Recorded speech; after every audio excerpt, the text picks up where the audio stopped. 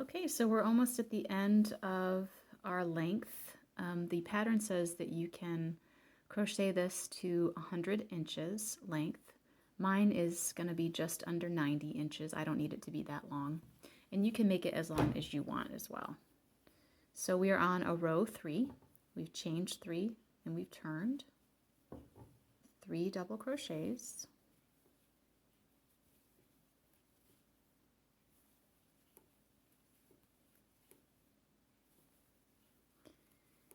And by now you can see that by not counting the chain as a double crochet, you're getting this nice kind of scalloped edge. Okay, then we're going to double crochet in the single crochet, chain 3, 3 double crochet around the post. You should have this memorized by now, I'm sure you do.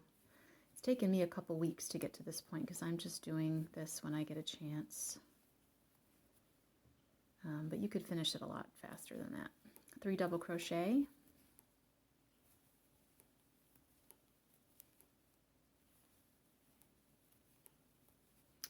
double crochet in the single, chain 3, 3 doubles around the post,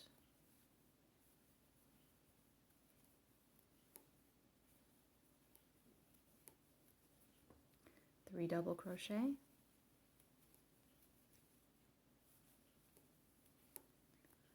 and I've started to like this hook now that I've gotten used to it. Okay, a double crochet in the single, chain 3, 3 doubles around the post,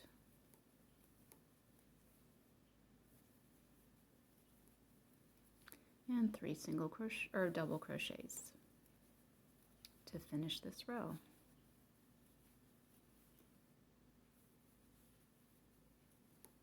Chain 3.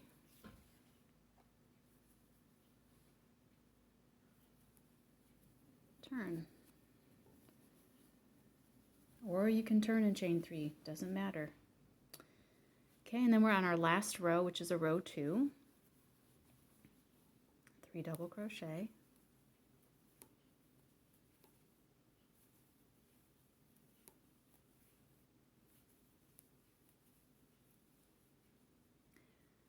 And a chain 2, single crochet in the top of the chain 3,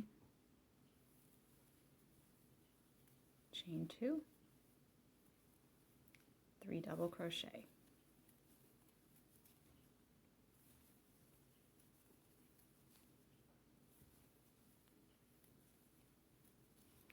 Chain 2, single crochet in the top of chain 3, chain 2, 3 double crochet.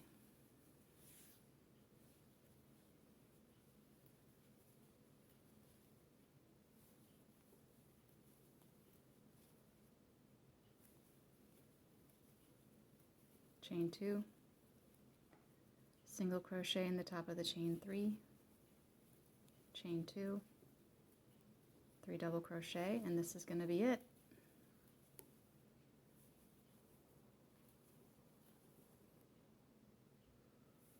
Okay, fasten off.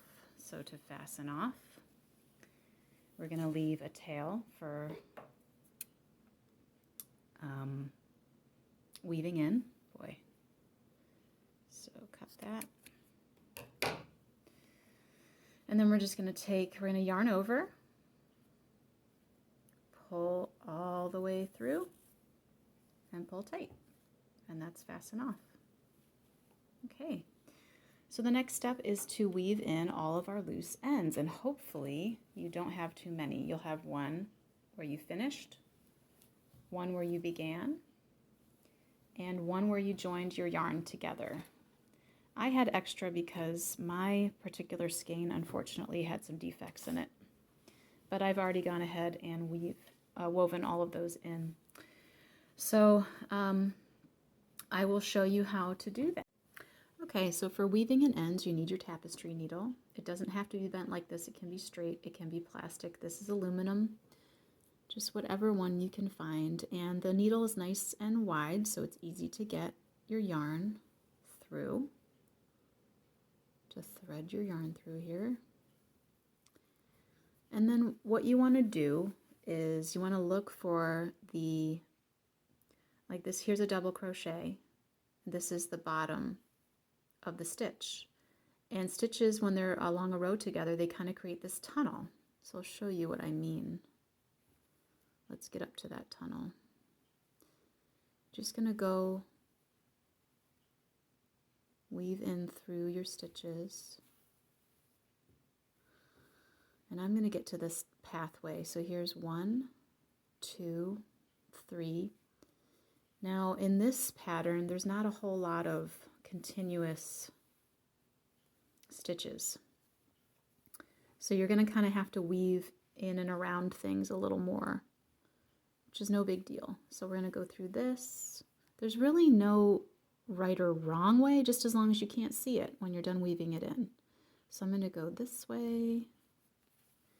Here's a nice clump where I can hide my yarn. So I'm going to go in there. So when you have like a long row of single crochet or double crochet where you can have this a long tunnel of stitches to go under, it's really all you have to do is just go once through and then back, and you can stop weaving in. But with this pattern, we just want to make sure that we really get a good weave in. So I'm going to go through this set of stitches, and then I'm going to weave back. And so to weave back, the yarn's coming out here, and I'm going to just hook over this one part of the stitch and go back the way I came. Okay, and you can kind of tug at it just loosely to lightly to make sure that you're not bunching your work as you weave in. And then I'm going to go back through this section. And I feel comfortable clipping that off.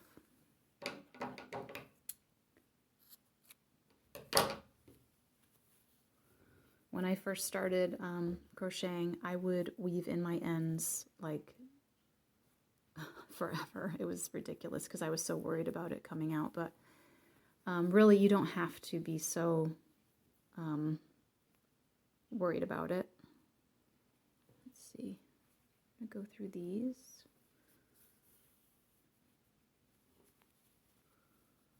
And I want to get over to, maybe I'll go down to these. Oh, I'm not even in the screen, I'm sorry. So I went through these. Now I'm going to go down through this pathway.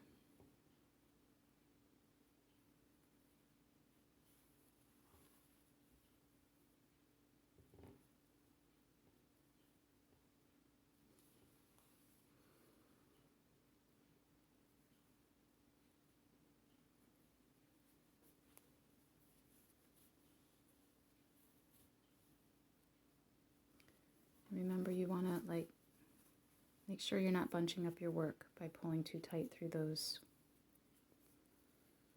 stitches.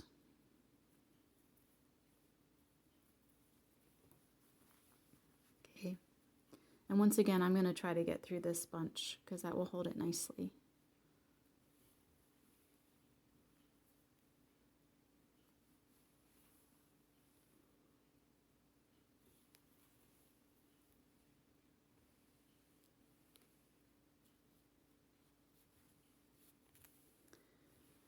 And then I'm going to go through here and go back, and we should be good.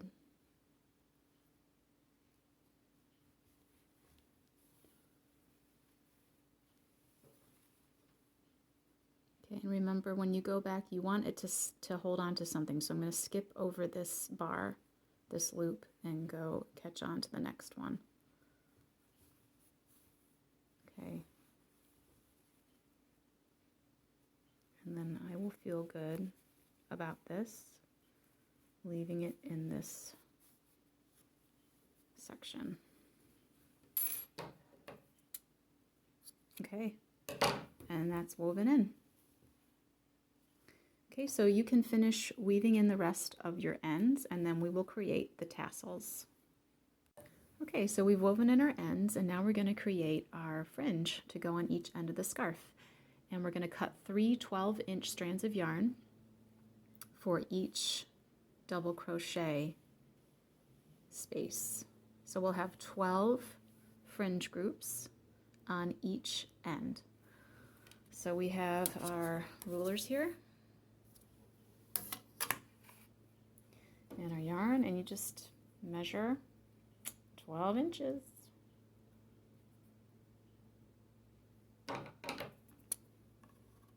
Okay, so we're going to make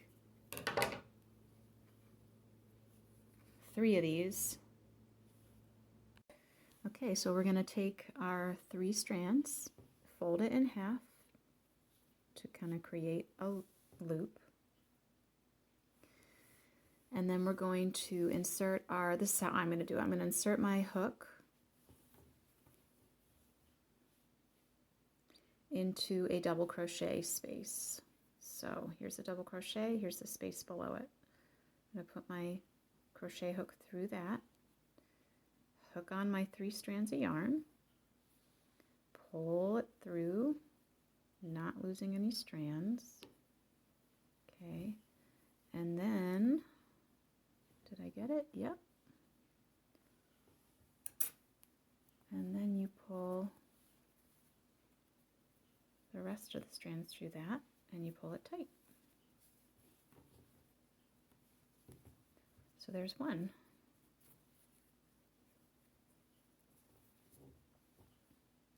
So we're going to do the other 2 here, and then 3 here, 3 here, and 3 here. Okay. So let's cut our next 3. And let's just keep going. Fold it in half, create a loop, go into the next double crochet space. Here's our double crochet.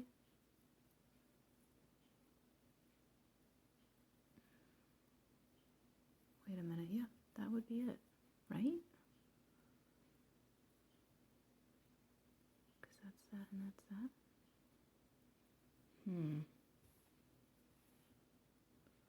Well, I think it would be, yeah. I'm overthinking this. Okay, there we go. We got all 3 strands through.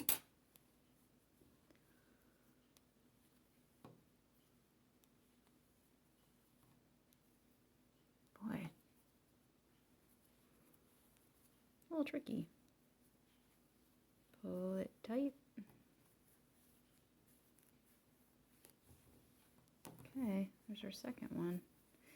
All right, so we're just going to keep doing this in each of the double crochets, and we'll see what it looks like at the end. Okay, so this is what mine looks like when I've done all 4 fringe groups, and you can take scissors and make your edge of your fringe more even if you want, or you can totally skip the fringe part if you don't want to do it. I think it looks cute though. And then you just have to do the other end, and your project is completed, and you have a really nice scarf that looks really pretty and intricate, but is simple and could be your first project. So I hope that everything was clear in the instructions and you enjoyed making this scarf and you're ready to take on another project.